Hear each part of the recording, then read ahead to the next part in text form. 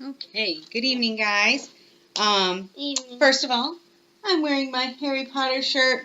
One of my students last year got this for me, and it says, Hogwarts wasn't hiring, so I teach muggles instead. And you're going to learn what a muggle is. What do you think a muggle is? What kind of owl? A kind of owl? Good try. Wizard. Opposite of a wizard. You're a muggle. Kid. It's just a normal person. I'm a muggle, you're a muggle, he's a muggle. Muggles are regular people who are not wizards. All right, so recapping where we were, go ahead and take a minute to discuss with your shoulder partner what we read about previously. We read about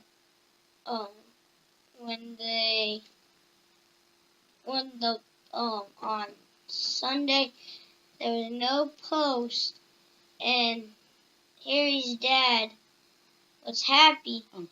Uncle was happy. Then right when he sat down in his chair, he 40 letters came down the chimney. And what did he find out? What did Hagrid come and tell Harry?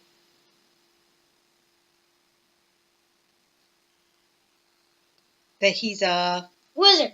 Right. And his Uncle Vernon was forbidding it, but he did it anyway. And so we are on page 43. Harry stretched out his hand at last to take the yellowish envelope, addressed in emerald green to Mr. H. Potter, the floor hut on the rock, the sea. He pulled out the letter and read, Hogwarts, School of Witchcraft and Wizardry. Headmaster Albus Dumbledore. Order of Merlin.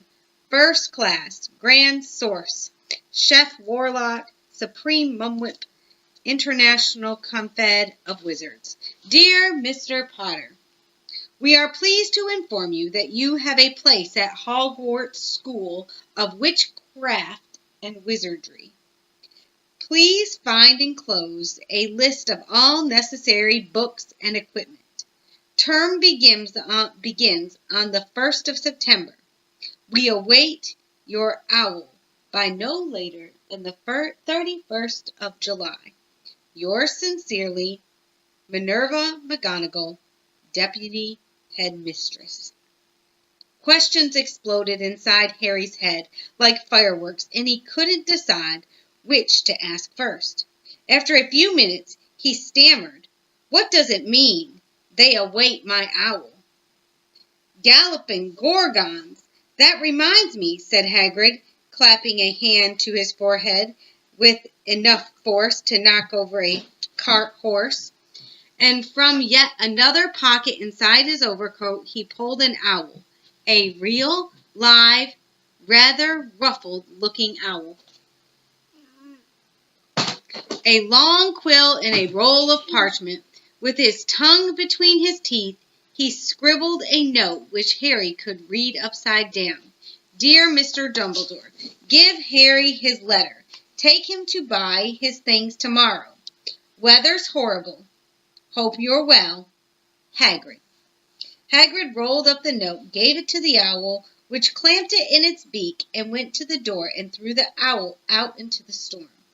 Then he came back and sat down as though this was as normal as talking on the telephone. So, do we use owls to send notes? And there's the owl with the note. And do we keep owls in our pocket? No. Definitely not. Harry realized his mouth was open and closed it quickly. Where was I? Said Hagrid. But at that moment, Uncle Vernon, still ashen-faced, but looking very angry, moved into the firelight. He's not going, he said. Hagrid grunted. I'd like to see a great muggle like you stop him, he said. A what? Said Harry, interested. A muggle, said Hagrid. It's what we call non-magic folk like them. And it's your bad luck you grew up in a family of the biggest muggles I ever laid eyes on. We swore when we took him in we'd put a stop to that rubbish, said Uncle Vernon. Swore we'd stamp it out of him.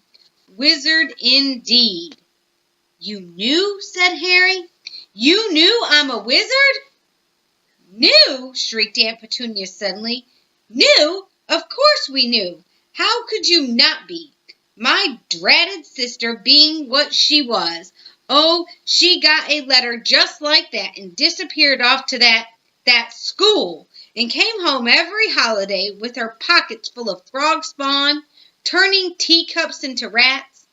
I was the only one who saw her for what she was, a freak. But for my mother and father, oh no, it was Lily this and Lily that. They were proud of having a witch in the family. And there's a picture of Uncle Vernon, Aunt Petunia, and Dudley. Stop. Take them off. She stopped to draw a deep breath and then went ranting on.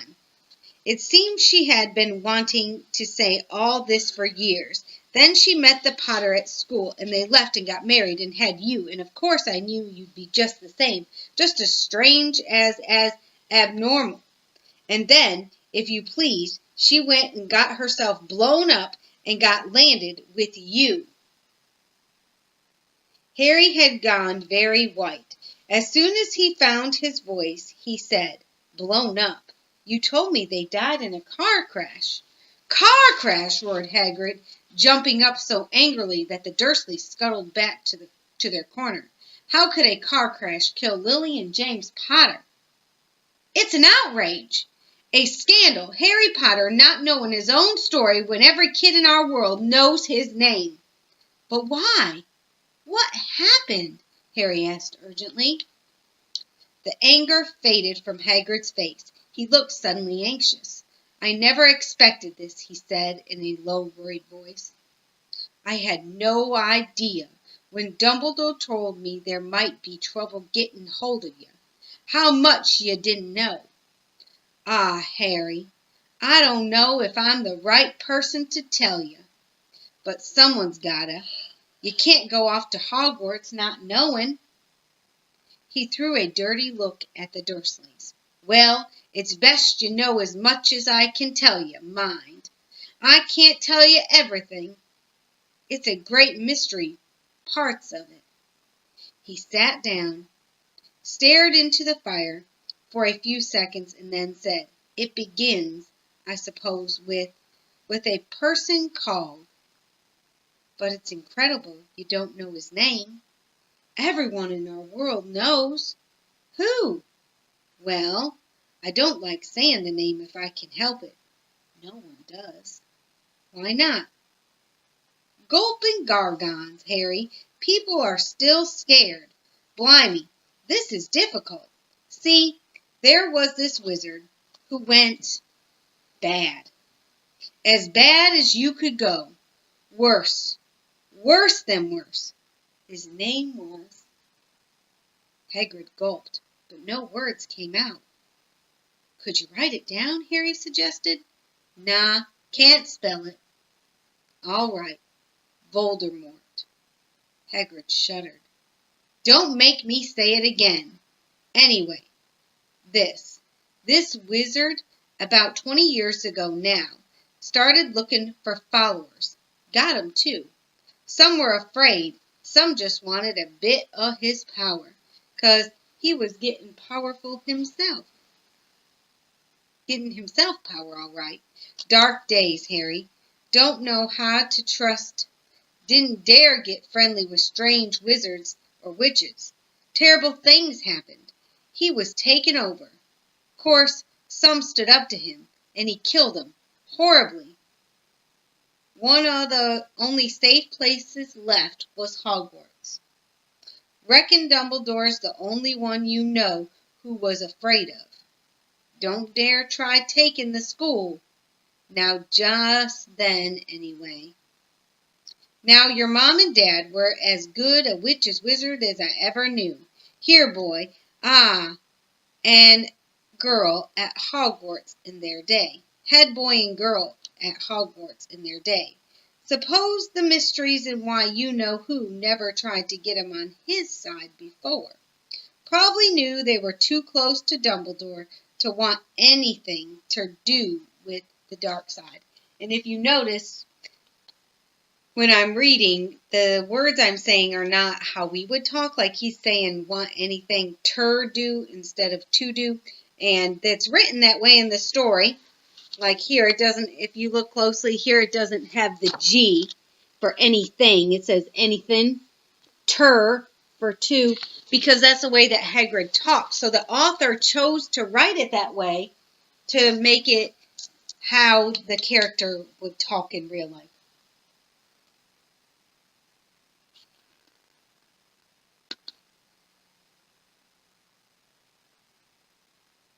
Maybe he thought he could persuade him. Maybe he just wanted him out of the way. All anyone knows is he turned up in the village where you were all living on Halloween 10 years ago. You was just a year old. He came to your house and Hagrid suddenly pulled out a very dirty spotted handkerchief and blew his nose with a sounded like a foghorn. Sorry, he said, but it's that sad. Knew your mom and dad and nicer people you couldn't find anywhere. You want to go brush your teeth? Go. You know who killed him, and this is the real mystery of the thing, he tried to kill you too. Wanted to make a clean job of it, I suppose, or maybe he just liked killing by then, but he couldn't do it. Never wondered how you got that mark on your forehead? That was no ordinary cut. That's what you got when a powerful evil curse touched you. Took care of your mom and dad in your house even. But it didn't work on you. And that's why you're famous, Harry. No one ever lived after he decided to kill him. No one except you. And he'd kill some of the best witches and wizards of the age. The McKinnons, the Bones, the Pruitts, and you was only a baby. And you lived. Something very painful was going on in Hagrid's mind. As Hagrid's story came to a close, he saw again the blinding flash of green light more clearly than he had ever remembered it before. And he remembered something else. For the first time in his life, a high, cold, cruel laugh. So we're going to stop there. What do you think the bolt of lightning was that he's seeing, that green flash of light? And what do you think that cruel laugh is that he's hearing? Discuss with your shoulder partner.